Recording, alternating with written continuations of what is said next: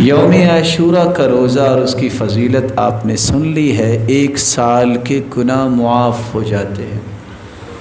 اور کیا 9 محرم کا روزہ بھی رکھنا چاہیے؟ اللہ کے رسول نے فرمایا تھا ان عشت الی قابل لاصومن التاسع، اگر میں آئندہ سال زندہ رہا تو میں 9 کا بھی روزہ رکھوں گا۔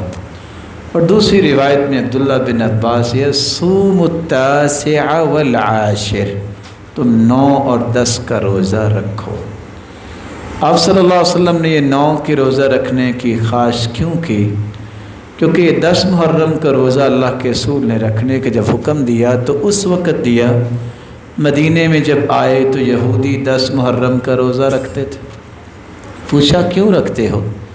کہا موسیٰ علیہ السلام کو اللہ نے فرعون سے آزادی دی تھی تو موسیٰ علیہ السلام نے روزہ رکھا، یہ شکرانے کا روزہ ہے۔ کہا نحن احق بموسیٰ، وہ بھی نبی میں بھی نبی، میرے بھائی تھے، ہم زیادہ حق رکھتے ہیں کہ اللہ کا شکر ادا کریں۔